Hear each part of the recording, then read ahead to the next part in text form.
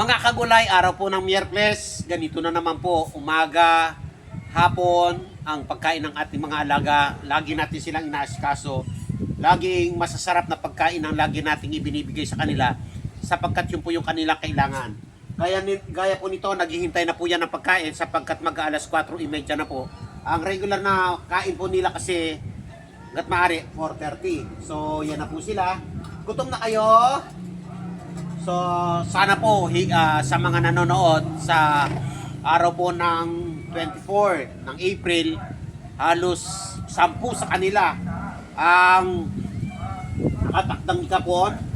Sina Oreo, si Aki, si Tisoy, si Junior, si Bulacan, si Snow, sina Saputim, sina Nognog, sina Negneg, at yung isang babae, si Nanegi, pang-11. So halos lahat po ng yan ay makakapon. Sana yung pangarap nating makapon, halos lahat sila yung mga alaga po natin para hindi na po lumani. Mga kagulay, ganito po. Sinasanay po natin kasi sila na 4:30 po yung kain. Para kasi po yung 4:30, sabi ko nga, yan ang pinakamainam na oras ko. Kasi kapag panahon ng may klase na at hindi na bakasyon, alas 4 yung uwi po ng mga bata at 4:30 naman po yung saktong pagpapakain sa kanila, wala ng bata. Kasi ang ginagawa po natin para doon sa mga nanonood, kapag ka-school days po at nandyan po yung mga bata, yung lahat ng mga alaga natin nasa bahay nila, wala pong nakalabas. At pag uwi po ng mga bata, doon po nakikisama yung ano ba tawag ito? Cheese pandesal. So, ibig sabihin, kapag ka po wala ng bata dito sa school, pinapalabas na po yan sa bahay at magdamag po silang nakagala dito sa gulayan. At pag kinabukasan ng umaga, alas 6 pa lang po ng umaga, ay ang ginagawa po natin, nilalagay na po natin yan sa bahay. Gaya po nito, pinakita ko kaninang umaga sa Facebook ko, makikita. Ang kinain po nila ngayon ay 4 na pitsong malalaki at 1 kilong atay. Ngayon, yung purong atay, ibibigay ko lang sa mga kittens.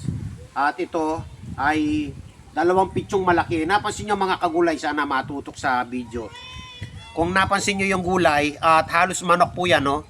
Halos manok. Hindi lang po yung nasa itaas, kundi maging yung nasa ilalim po. Pansinin po. Maging yung nasa ilalim, pansinin po ninyo.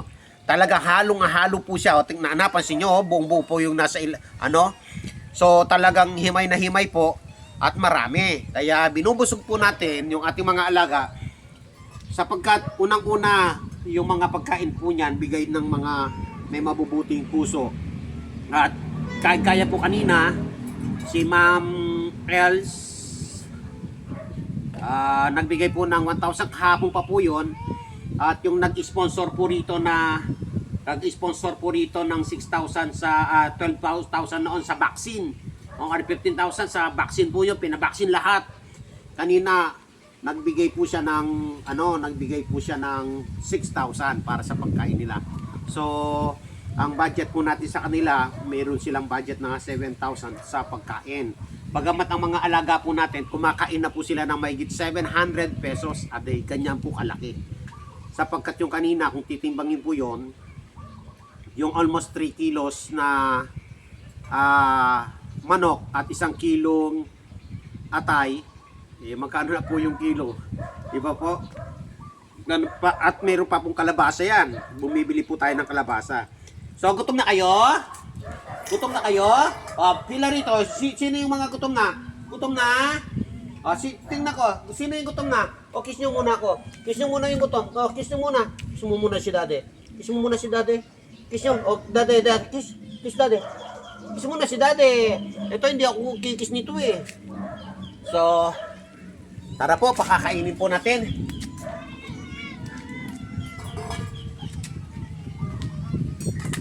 Si Cinderella hindi pa kumain ng peach. Cinderella, mamaya ka na Cinderella ha. Sabay ka na doon sa mga manok.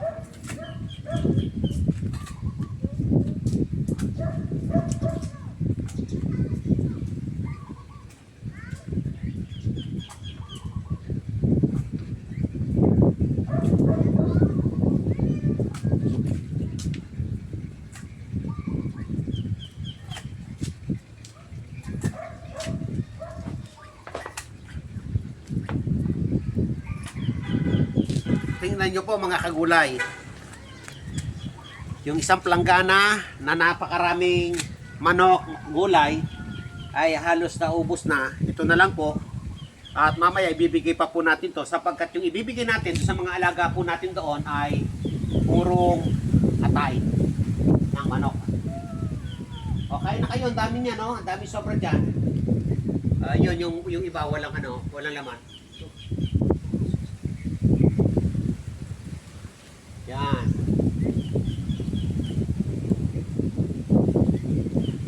Di ba, walang nakaano doon. Yan, punta kayo. Hoy, kain na. Senyorita, kain na. Kain na. Yun, kain. Kain. Ba't kaya naano sila? Ayan. Nakakalaro siguro. Ayun pa, yung iba doon, wala pang laman, no? Nag-isa-isa kayo eh. Yan, si Pulot, nandun si Pulot. So, Cinderella, mamaya ka na ha. Hindi ko pa binigyan ng pigs si Cinderella. Kasi, tinuturuan mo silang kumain ng pigs. Cinderella, ha?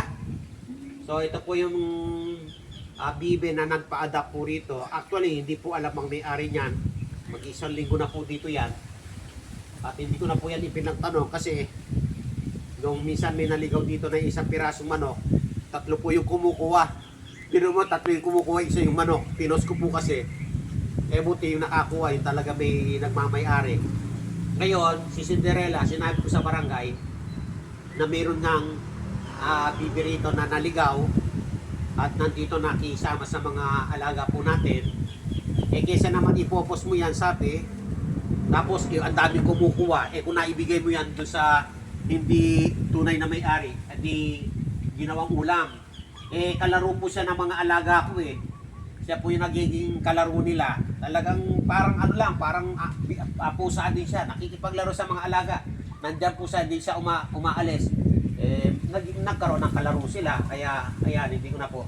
So actually mga kagulay, baka akala nyo, yung sangkapapala nito, malunggay, carrots, at kalabasa, at ngayon parang walang kamote. Pero marami pa rin po tayo supply na kamote. Ang kamote binibili po natin, kalabasa, kamote, binibili natin sa mga kapatid nating kulot sa palengke. No, kapag meron din tayong mabibiling kamote at kalabasa sa mga kapatid na kulot, sa kanila tayo bumibili. Kahit na minsan nga medyo mahal pa sa kanila. Pero ang lang doon, medyo nakakatulong na tayo. Kasi wise na rin sila eh. Sa negosyo, wise na rin sila. Dati pag bumili ka ng gulay sa mga kapatid na kulot, sa totoo, mura rin sa kanila eh. Pero ngayon, minsan, pupunta ka doon sa pinaka-main na bilihan na kalabasa, tsaka sa kanila, mapapansin mo, parang mahal pa sa kanila. Pero sa totoo, tulong na rin natin yung sa kanila.